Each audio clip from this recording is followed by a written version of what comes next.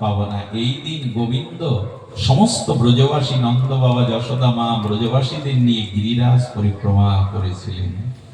সুধীবৃন্দ, যদি কখনো ব্রজে যান, অনুরোধ রইল অন্তত পদব্রজে একবার গিরিরাজ পরিক্রমা দিবেন। গিরিরাজ সাক্ষাৎ ভগবানের স্বরূপ। চিন্তা করতে পারেন, এই নবদ্বীপে এক উচ্চ বংশীয় ধন্যাঢ্য পরিবারের ছেলে, আমি তার নাম নেব না, 32টা বছর এখনো পড়ে রয়েছে, 3বার করে গিরিরাজ পরিক্রমা দেয়, 3-21 কিলোমিটার। ঘর বাঁধেনি, একটা কুঠিয়ায় পড়ে থাকে ছোট্ট গাছের তলে।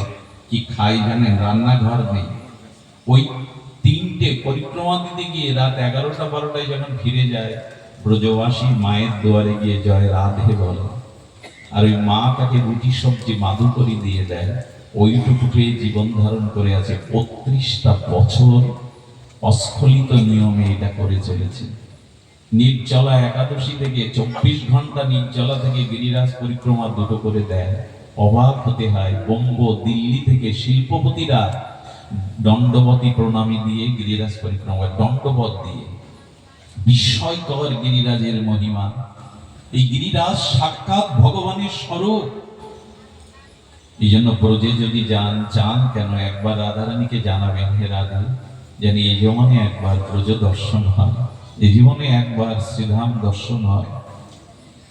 শ্রীধাম এই ব্রজমণ্ডলে গিরিরাজ গোবর্ধন, দেখুন ভগবান অপ্রকাট হয়ে গেছেন 5000 বছর আগে, কিন্তু 3টে জিনিস আজ নিয়ে যেতে পারেননি।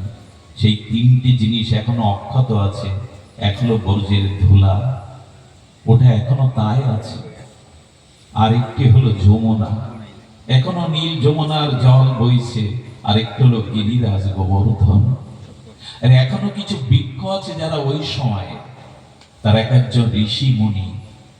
বৃন্দাবনের মহিমা এই, বৃন্দাবনের কোন বৃক্ষের শাখা পোশাখা পাতা উপরের দিকে নাই, ঊর্ধ্ব দিকে নাই।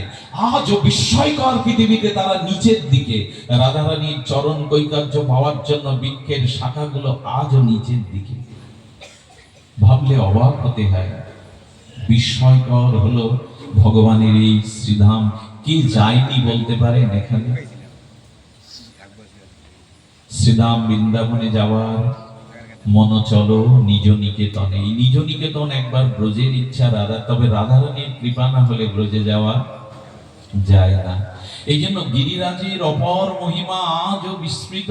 হাজার হাজার লক্ষ লক্ষ মানুষ গিরিরাজকে প্রদক্ষিণ করছে, পরিক্রমা করছে।